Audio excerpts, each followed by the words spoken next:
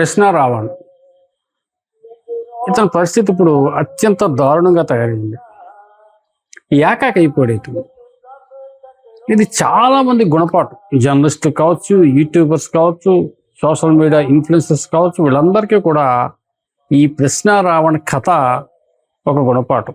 ఒక రాజకీయ పార్టీని నమ్ముకుని ఇష్టం వచ్చినట్టు మనం కెమెరాల ముందు మాట్లాడితే చివరికి మనకి ఎవ్వరూ ఏ పార్టీ కూడా సహకారం అందించరు అన్నాకి ఈ రావణ ఉదంతమే మనకి నిదర్శనం.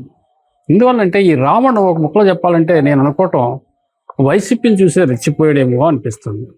రావణ్ ప్రతి వీడియో కూడా చాలామంది చెప్పిన మాట వైసీపీ వాళ్ళు బాగా ప్రమోట్ చేసేవారు అని చెప్పేసి. పవన్ కళ్యాణ్ గారు ఏదైతే సనాతన ధర్మాన్ని గౌరవిస్తారో ఆ సనాతన ధర్మాన్ని వ్యతిరేకిస్తూ ఇతను చాలా వీడియోలు చేశాడు. ఇతను స్వతహాగా కమ్మ సామాజిక వర్గం అని అంటున్నా కానీ ఇతను భావజాలన్నీ కూడా డిఫరెంట్. మరి దేన్ని సపోర్ట్ చేస్తాడని చెప్పలేం, కానీ హిందూ ధర్మానికి వ్యతిరేకంగా మాత్రం అనేక వీడియోలు చేశాడు. దాంతో మంటెక్కింది. పిఠాపురం స్టేషన్లో ఒక కేసు, మచిలీపట్నంలో ఒక కేసు, నక్కపల్లిలో ఒక కేసు, ఇలా కేసులు పెట్టుకుంటూ పోయారు. అరెస్ట్ అవుతున్నాడు, బెయిల్ వస్తుంది, మళ్ళీ అరెస్ట్ అవుతున్నాడు, బెయిల్ అవుతుంది. ఆఖరికి ఉపా చట్టం, ఉగ్రవాదుల చట్టంలో ఇట్లా పెట్టేశాడు. ఎందుకు దేశద్రోహం చట్టంలో పెట్టేశాడు. ఎందుకు పెట్టారు అంటే ఇతను చేసే కంటెంట్ ఆ విధమైన కంటెంట్ అని చెప్పేసి వాళ్ళు ఐడెంటిఫై చేసి ఆ చట్టంలో ఇతను ఎప్పుడైతే పెట్టారో ఈ ఉపా చట్టానికి ఎవ్వరూ కూడా సపోర్ట్ చేయకూడదట. సో దీంతో మొన్నటిదాకా అంబటి రాంబాబు గారు కూడా ఈ ప్రశ్న రావణ్ గురించి బాగానే మాట్లాడాడు. చక్కగా మాట్లాడిన వ్యక్తి నిన్నగాక మొన్న మీడియా ముందుకు వచ్చి కొడాలి నాని వైసీపీతో రావణ్కి ఎటువంటి సంబంధం లేదని తేల్చేశాడు. ఇంకా దానికి టోటల్ వైసీపీ పార్టీ అంతా కూడా స్టాండ్ అయిపోయింది. ఇంకా ప్రశ్న రావణ్కి వైసీపీకి ఎటువంటి సంబంధం లేదు. వైసీపీ నుంచి కనీస సహకారం కూడా ఈ ప్రశ్న రావణ్కి రాదు. దీంతో ఇప్పుడు ప్రశ్న రావణ్ పరిస్థితి ఏమైపోయిందంటే బెయిల్ దిక్కు అసలు ఆ చట్టానికి బెయిల్ రాదట. తర్వాత ఇంకోటి ఏంటంటే ఇప్పుడు దాకా ఉన్న కేసులో ఒక 8దో 10దో కేసులు, అన్ని కేసులు బెయిల్ తెచ్చుకున్నాడు. ఇప్పుడు ఈ బెయిల్ తెచ్చుకున్న కేసులకు లాయర్లు పెట్టుకోవటం, వాదించుకోవటం, కోర్టుకి అటెండ్ అవ్వటం, సాక్ష్యాలు చూసుకోవటం, ఈ జీవితం దీనికి సరిపోద్ది. దీనికి తోడు పెద్ద కేసు అది.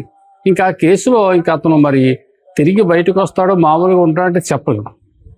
ఏదైనా ఓ పెద్ద శక్తి అనుకోండి ఇతనికి సహాయ సహకారం అందిస్తే కానీ ఇతను బయటికి రాలేడు. కానీ ఆ పరిస్థితి ఉందంటే లేదు. నిజంగా ఇక్కడ వైసీపీ ఎందుకు స్టాండ్ అవ్వలేదంటే ఇక్కడ 2 కారణాలు ఉన్నాయి. ఒకటి ఉపా చట్టం, రెండోది భారతీయ జనతా పార్టీకి భయపడి వైసీపీ వాళ్ళు రావణ్కి సపోర్ట్ చేయట్లేదు.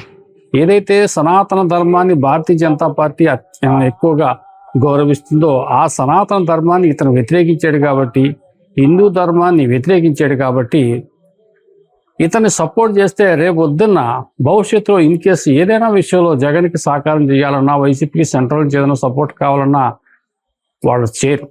దాన్ని దృష్టిలో పెట్టుకుని మనకెందుకు వచ్చినా కూడా పోతే రావణే పోతాడు గాడ్గుడ్ అని చెప్పేసి వైసీపీ వాళ్ళు కూడా స్టాండ్ అయిపోయారు. ఇంకెతనికి ఎటువంటి సహాయం చేయకూడదని చెప్పేసి కేవలం సెంట్రల్కి భయపడే. ఇప్పుడు పరిస్థితి ఏంటంటే రావణ పరిస్థితి ముందు నుయ్యి వెనక గొయ్యి. నిన్న మొన్న పోస్టింగ్ చూసాను, వాళ్ళ వైఫ్ అదృశ్యం అయిపోయిందని చెప్పేసి. కంతే మనం మాట్లాడేటప్పుడు చూసుకుని మాట్లాడాలి. వాళ్ళు సపోర్ట్ ఇస్తారు, వీళ్ళు సపోర్ట్ ఇస్తారు, ఆ పార్టీ ఈ పార్టీ అని ఇష్టం వచ్చినట్టు మాట్లాడితే ఇదే జరుగుతుంది. Thank you. హలో, తెలుగు రాజ్యం ఛానల్ చూస్తున్నారా? సామాజిక రాజకీయ జీవన చిత్రణే తెలుగు రాజ్యం. అతిశయోక్తులు అసత్యాలు ఉండవు. రాజకీయ కోణం కాదు, ప్రజా కోణమే కొలబద్ద.